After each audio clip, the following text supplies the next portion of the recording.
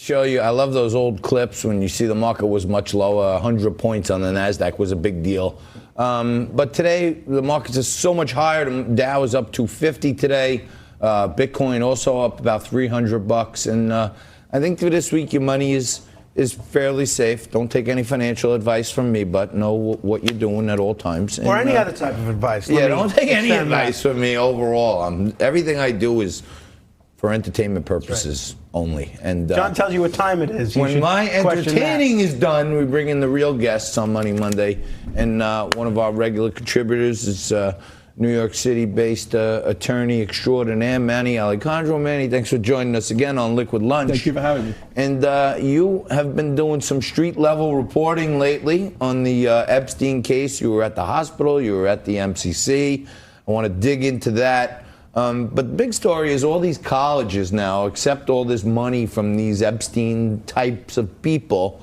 When all this crap comes out, what happens? They just still keep the money? That's a great question. So I went to MIT. I got my MBA from MIT.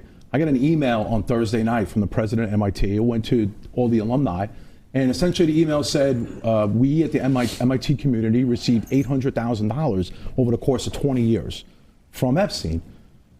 I had heard back in the day, a couple of years ago, there was a report that MIT did not accept money from Epstein. What's really troubling is what I found out is they accepted money past 2007, 2008. So everything we know today, absent the 2000 records that have been unsealed, they knew. I don't know how a school in good conscience could continue to accept money from this guy. And, $800,000 is a lot of money. What are the other schools that Epstein has given money to? Do you have any? I know Harvard's in there. And what do you think they should do? Absolutely. Harvard, my understanding is Harvard has over $6 million that they're sitting on. They refuse to either give the money back to the estate or give the money to a charity. MIT did commit to give $800,000 to charities. I think they need to do due diligence. I mean, look, you and me, we both come from the financial services community, right? We have to do due diligence, KYC, AML on money. I mean, did they do any due diligence on where this money came from? I mean, how did Epstein get his money? We're still questioning that. And I'm sure when the president of MIT is sending you an email, they're giving you some sob story how they need a new donation because they got to give $800,000 back. Yeah, exactly. Behind that will be now the Media Lab needs money because we got to give the money from Epstein away. But at the end of the day, the head of the Media Lab, Joy Ito, he had a relationship with Epstein. So he put out an apology. A couple of people at the Media Lab resigned, and that just kind of set the whole thing going off. So just to be clear, this MIT money, at least a big chunk of it, was accepted from MIT, from Epstein to MIT after his Florida conviction. The email said, we don't know all the facts yet. The email said, over the course of 20 years, we accepted $800,000 from Jeffrey Epstein.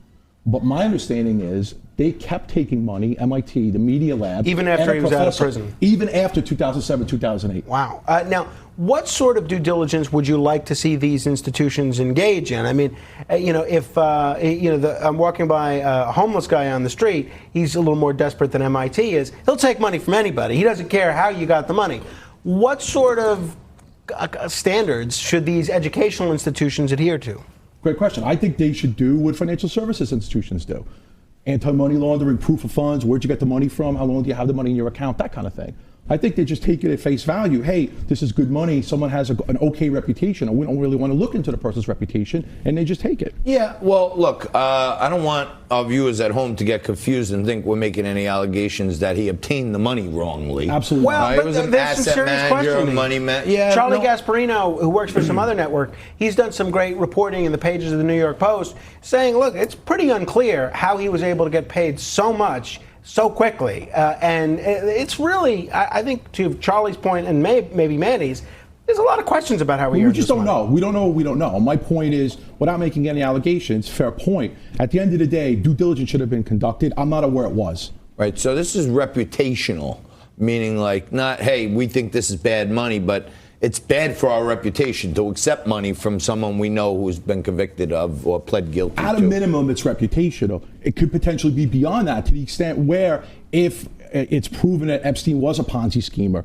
and the money was obtained from ill-gotten gains, if universities have a minimum level of due diligence, KYC, AML, they could prevent this from happening.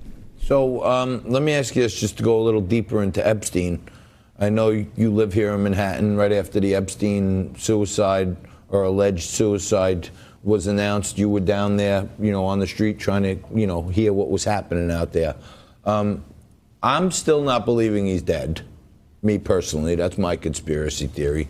But what did you find out? Because I saw in the New York Post, I saw them. Came in on QAnon at 5:30 in the morning that he was dead in his cell, and then it's on the front page of the Sunday Post of him getting wheeled into a hospital. In your experience, do they bring dead guys to the hospital or the morgue? Not that I'm aware of, to bring them to the morgue. And you're right, the whole thing sounds suspect, right? We don't know what we don't know, and there's a lot I don't think we know. How often does it take without toxicology, because no one's saying he overdosed on drugs, but it took like almost 2 weeks to come up with a cause of death, being suicide. Yeah, Is that strange also? I think that's strange in this kind of situation with regard to an alleged hanging.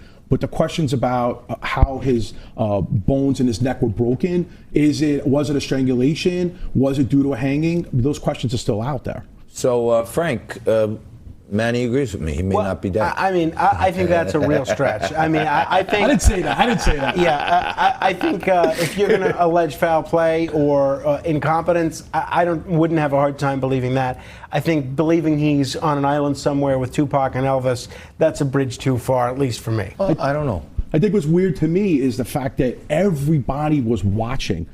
This guy was the most highly profiled felon. I mean, El Chapo was there. So everything that could have gone wrong went wrong, which just seems implausible. How could that be? How could every single thing go wrong at the same time? Nobody's watching him. His cellmate's gone. He could hang himself in that cell when he has the pickle suit and breakaway sheets. It just sounds implausible to me. We had clinical psychologist Dr. Gardieri, who was the psychologist for the MCC for like 17 years. And I said, who's at fault when a psychologist takes someone off suicide watch, right? Because they lobbied him. And he said, well, I can tell you this. The number one sign that someone may commit suicide is a previous attempt.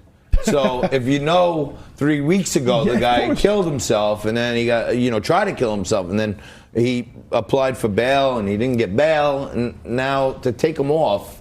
I know me and you talked about the ethics behind an attorney, right? Like even lobbying for that. Yeah, if his lawyers absolutely commonsensically, why would you take someone off a suicide watch when the records that are very damning to them, and he knows what's in those records? Those records were going to be unsealed, the 2000 records. Why would you do that? I mean, clearly there's issues there medically and potentially legally on the ethics side.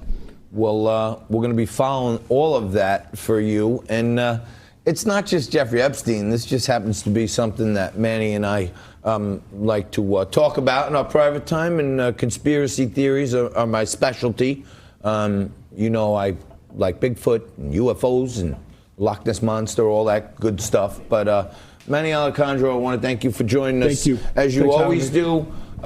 He usually comes on in a political segment where we mix it up, but today he's here as an expert and an MIT guy who is basically, now he's going to start getting hit on from the president of MIT for some more cash because they took some dough from Jeffrey Epstein. We're going to take a quick break and come on back right after this. You're watching Liquid Lunch on Newsmax TV.